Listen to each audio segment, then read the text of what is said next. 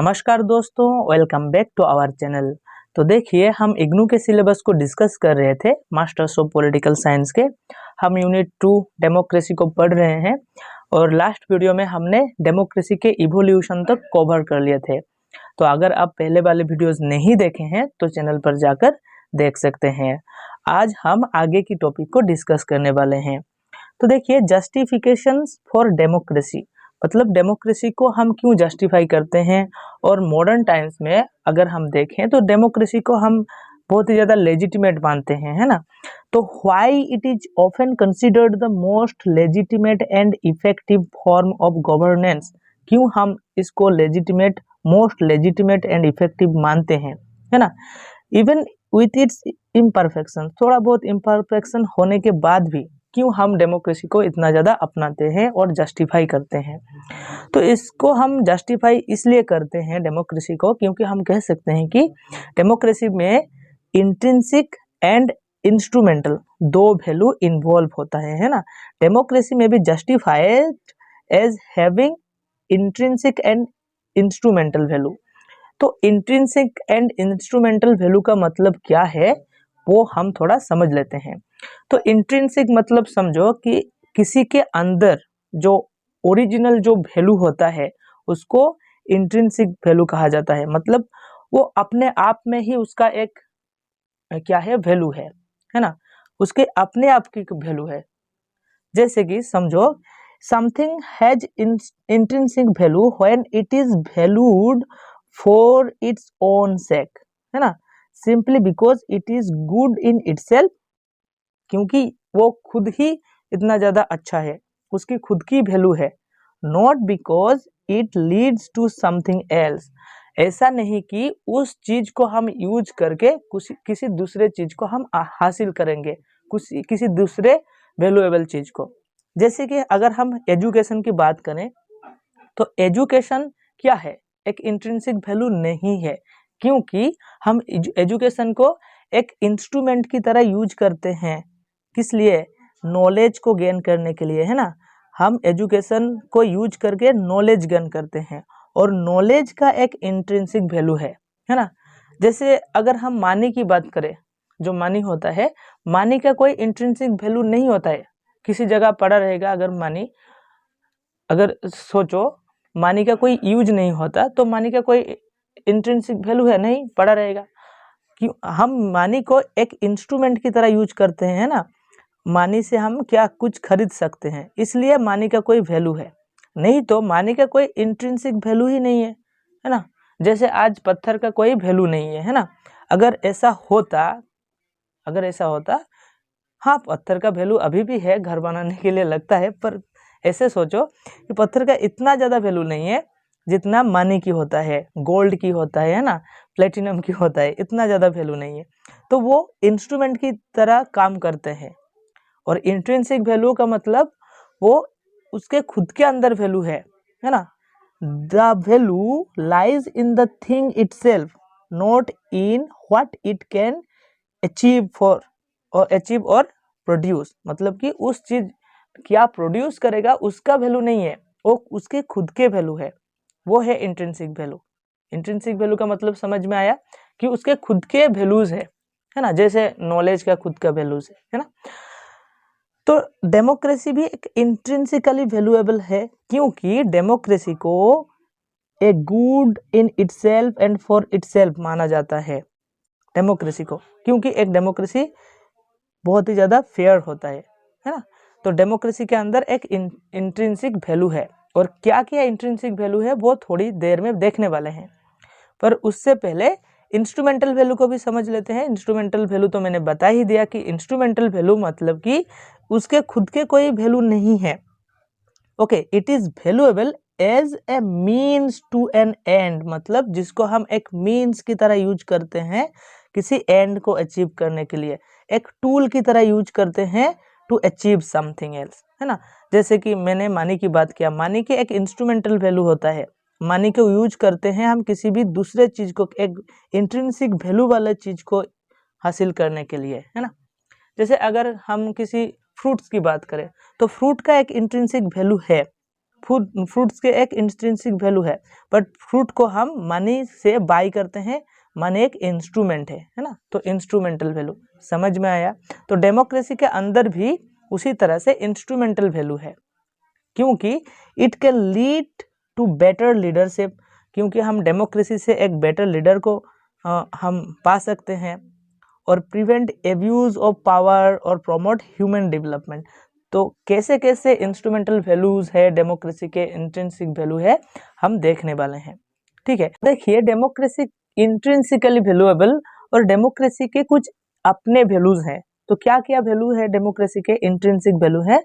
तो देखिए democracy intrinsically valuable क्योंकि democracy is the fairest way to express equality among citizens, मतलब citizens के अंदर इक्वालिटी प्रमोट करता है डेमोक्रेसी, और यही सबसे ज्यादा फेयरेस्ट वे है। डेमोक्रेटिक गवर्नमेंट और डेमोक्रेटिक गवर्नेंस ही सबसे ज्यादा फेयरेस्ट है।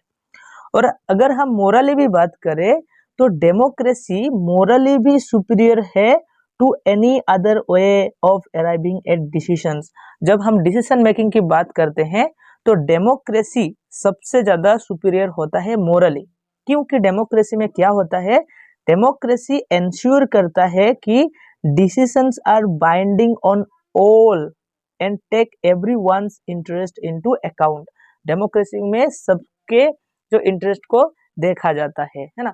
तो डेमोक्रेसी इन इस सेंस से इंट्रिंसिकली वैल्यूएबल है ना। और डेमोक्रेसी क्या करता है, डेमोक्रेसी कहता है कि पीपल आर द बेस्ट जज ऑफ देयर ओन इंटरेस्ट, मतलब कि पीपल अब सोच सकते हैं अपने भलाई के बारे में, है ना, रेशनल होते हैं people, and that equal citizenship rights are necessary to protect those interest. और इसलिए डेमोक्रेसी में क्या होता है, इक्वल सिटीजनशिप राइट्स होता है ना, इक्वली सबके अंदर राइट्स होता है डेमोक्रेसी के, और इसलिए डेमोक्रेसी इंट्रिंसिकली वैल्यूएबल होता है ना।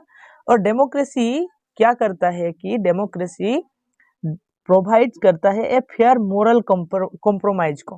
कैसे मोरल कॉम्प्रोमाइज को प्रोवाइड करता है, देखते हैं। In situations where individuals disagree on how to achieve common goals, मतलब कुछ सिचुएशन जब क्रिएट होता है कि हमें पता नहीं चलता है कि कैसे कॉमन गोल तक पहुंच सकते हैं। कॉमन गोल्स मतलब सबके गोल एक होंगे, ऐसा तो नहीं हो सकता ना। उस टाइम पर डेमोक्रेसी ही एक ऐसा मतलब कि गवर्नेंस सिस्टम है जहां पर कुछ फेयर कॉम्प्रोमाइज और मोरल कॉम्प्रोमाइज हम कर सकते हैं डेमोक्रेसी के माध्यम से, और इसलिए ये इंट्रिंसिक वैल्यू है डेमोक्रेसी का, है ना। Even if they share a general vision of the common good, तो कुछ प्रॉब्लम हो सकता है पर डेमोक्रेसी के माध्यम से हम उस तक पहुंच सकते हैं, थोड़ा मोरल कॉम्प्रोमाइज कर सकते हैं। तो ये है डेमोक्रेसी के इंट्रिंसिक वैल्यू। क्या क्या है, fairest way to express equality among citizens, और मोरली सुपीरियर होता है डिसीजन मेकिंग के लिए, क्योंकि सभी के इंटरेस्ट को देखा जाता है ना डेमोक्रेसी में। और डेमोक्रेसी क्या होता है, सबके मतलब पीपल को सबसे ज्यादा इंपॉर्टेंस दिया जाता है ना, पॉपुलर सोवरेनिटी की बात होता है। अब अगर हम इंस्ट्रूमेंटल वैल्यूज की बात करें डेमोक्रेसी की, तो डेमोक्रेसी एक इंस्ट्रूमेंट की तरह भी काम करता है। कैसे, देखो डेमोक्रेसी को हम यूज करके और डेमोक्रेसी के प्रिंसिपल्स को हम यूज करके क्या करते हैं कि एक कंपटीशन करते हैं ना, और कंपटीशन के माध्यम से हमें एक लीडर मिलता है ना। कंपटीशन एवं पॉलिटिकल लीडर करते हैं डेमोक्रेसी के माध्यम, डेमोक्रेसी में, जिसके कारण हमें एक बेटर लीडरशिप और बेटर लीडरशिप चॉइसेस हमें मिलता है डेमोक्रेसी के माध्यम से, है ना। और डेमोक्रेसी में क्या होता है, individuals feel included in the decision making process, मतलब कि डेमोक्रेसी एक ऐसा इंस्ट्रूमेंट है और एक ऐसा टूल है जिसमें जो कि सबको एक अपॉर्चुनिटी देता है पार्टिसिपेट करने में डिसीजन मेकिंग में, है ना। एक sense of participation and ownership provide करता है डेमोक्रेसी, एक टूल की तरह हमें वो प्रोवाइड करता है ना। और bye distributing political power equally among citizens, democracy helps prevent the concentration and abuse of power। Democracy के माध्यम से, डेमोक्रेसी को हम यूज करके जो कंसेंट्रेशन ऑफ पावर होता है और एब्यूज ऑफ पावर होता है, मतलब कि कुछ ही लोगों के पास जो पावर चला जाता है उसको हम कंट्रोल कर सकते हैं, है ना। और सभी को इक्वल राइट्स दे सकते हैं, पावर को किसी एक जगह कॉन्सेंट्रेट नहीं करके लिबर्टी दे सकते हैं। तो डेमोक्रेसी के माध्यम से होता है, इसलिए डेमोक्रेसी का ये एक इंस्ट्रूमेंटल वैल्यू है। और democracy encourages individuals to take responsibility for their political lives. और डेमोक्रेसी एक रिस्पॉन्सिबिलिटी भी क्रिएट करता है ना पॉलिटिकल लाइव्स के लिए, contribution to personal and societal growth. और डेमोक्रेसी के माध्यम से हम पर्सनल और सोसाइटल दोनों के ग्रोथ के बारे में सोचते हैं। तो ये है instrumental and intrinsic values democracy के। थोड़ा देख लेना क्या क्या है। अब हम डेमोक्रेसी को प्रोसीड्यूरल एंड सब्सटेंटिव डेमोक्रेसी के बारे में देखने वाले हैं, है ना। क्या क्या कैसे प्रोसीड्यूरल डेमोक्रेसी है और सब्सटेंटिव डेमोक्रेसी है। तो उससे पहले एक सिचुएशन को समझते हैं कि मॉडर्न डे में, आज के ज़माने में और टुडेज वर्ल्ड में डेमोक्रेसी सबसे ज़्यादा मतलब कि जो डेमोक्रेसी फॉलो होता है वो है रिप्रेजेंटेटिव डेमोक्रेसी। और ऐसा क्यों होता है उसके बारे में देख लेते हैं। क्योंकि देखो, मैंने फर्स्ट वीडियो में बताया है कि जो पॉलिटिकल थ्योरी का शुरुआत हुआ है कहाँ पर हुआ है, ग्रीस में हुआ है ना। ग्रीक, एंशिएंट ग्रीक में, उधर सिटी स्टेट हुआ करता था, छोटा छोटा सिटी स्टेट। उधर क्या होता था, पार्टिसिपेटरी डेमोक्रेसी होता था, मतलब सब लोग आके डिसीजन मेकिंग में पार्टिसिपेट कर सकते हैं ना, क्योंकि वो बहुत छोटे छोटे होते थे, है ना, बहुत ज़्यादा छोटा होता था। पर जो मॉडर्न जो स्टेट आया, नेशन स्टेट जो आया मॉडर्न टाइम्स में, बहुत ही ज़्यादा क्या कॉम्प्लेक्स और बहुत ही ज़्यादा लार्ज सोसाइटी हो गया मॉडर्न टाइम्स में। तो इसलिए क्या होता है, it is not always possible for people to together to make decisions on each and every issue. तो इसलिए जो अब ऐसा समय है, हम सब हर वक्त मतलब कि एक नहीं हो सकते, एक जगह मतलब कि गैदर नहीं हो सकते सब कुछ का डिसीजन लेने के लिए, है ना। तो जैसे कि हम डायरेक्ट डेमोक्रेसी में करते हैं, तो ऐसा नहीं हो सकता है। इसलिए क्या होता है कि मॉडर्न डेमोक्रेसी में हम रिप्रेजेंटेटिव्स को मतलब कि इलेक्शन के माध्यम से चूज करते हैं, है ना। तो रिप्रेजेंटेटिव इंस्टीट्यूशंस होता है प्रेजेंट टाइम में। पीपल इलेक्ट देयर रिप्रेजेंटेटिव्स, जब वोट होते हैं तो हम किसी एक हमारे रिप्रेजेंटेटिव को वोट करके विन करते हैं, और वो हम हमारे हिसाब से जाकर लेजिस्लेटिव असेंबली और लेजिस्लेचर में क्या करता है, हमारे जो इंटरेस्ट है उसकी बात करता है। This representatives are authorised to take decisions on behalf of those who elected them. मतलब जो लोग उस रिप्रेजेंटेटिव को चुना है वो रिस्पॉन्सिबल होता है उन जो उस रिप्रेजेंटेटिव को चुना है उसके ऊपर, है ना।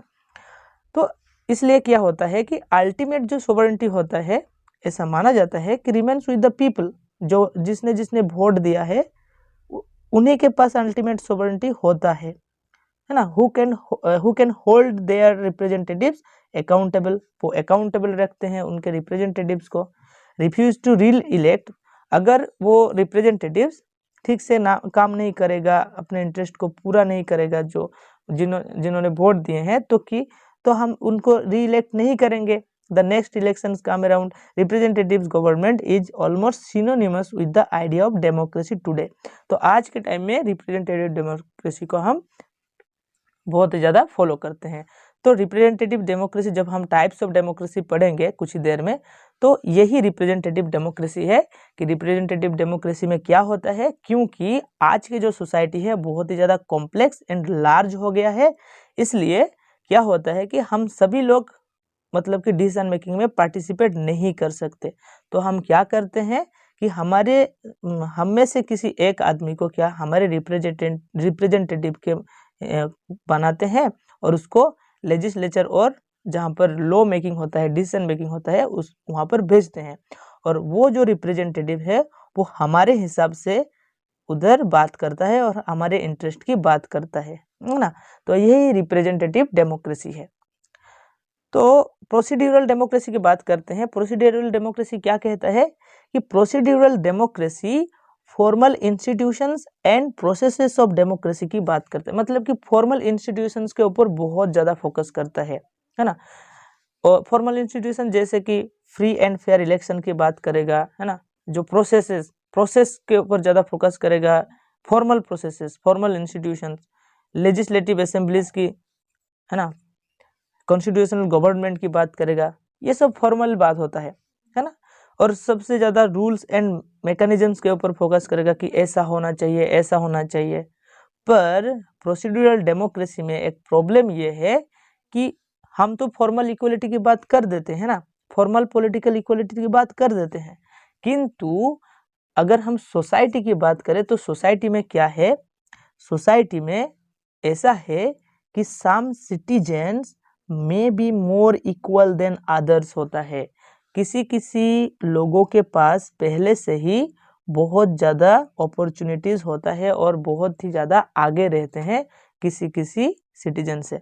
सम citizens are more equal than others, मतलब कि वो लोग बहुत ही कुछ लोगों से आगे होते हैं, उनके इक्वलिटी बहुत, जैसे कि हम ट्राइबल पीपल्स की बात करें, जो लोग गांव में रहते हैं, बहुत ही पिछड़ा हुआ इलाके में रहते हैं, तो उनसे ज़्यादा जो टाउन में रहते हैं, सिटी एरियाज़ में रहते हैं, वो लोग बहुत ज़्यादा आगे होते हैं उनके थिंकिंग प्रोसेस में भी।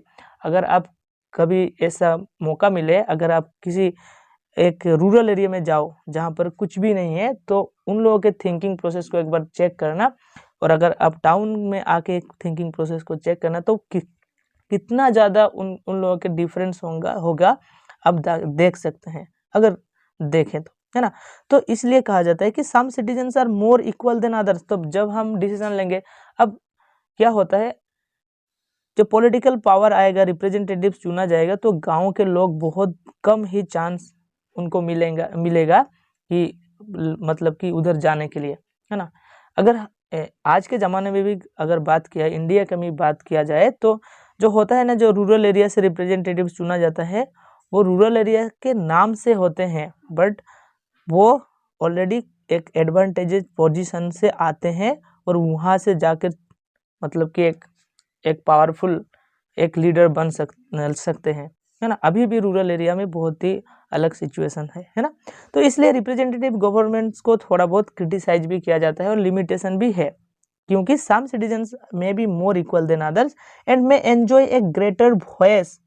और वो लोग जैसे सिटीजन बहुत पहले से आगे हैं, तो उनके वॉइस भी बहुत आगे हैं than others in the determining of decisions.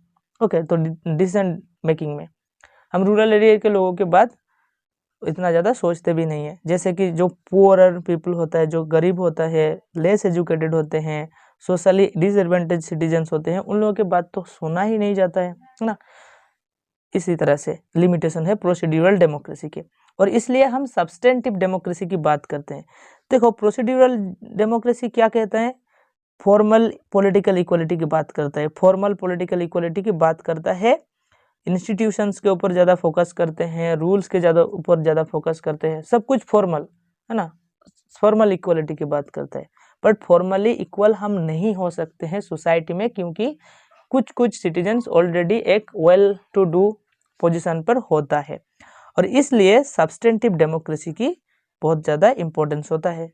क्योंकि सब्सटेंटिव डेमोक्रेसी क्या करता है, वो फॉर्मल इंस्टीट्यूशन से भी बियॉन्ड जाकर क्या करता है, मतलब फॉर्मल इंस्टीट्यूशन एंड प्रोसेस से वो रियल इक्वलिटी की बात करता है ना, एंड मीनिंगफुल पार्टिसिपेशन की बात करता है, मतलब एक्चुअली इक्वल है कि नहीं उसकी बात करता है ना। It envisions a society where all citizens are truly equal, सबको ट्रूली इक्वल होना चाहिए, पॉलिटिकली एंगेज्ड हो पाए, उसको भी चेक करते हैं ना।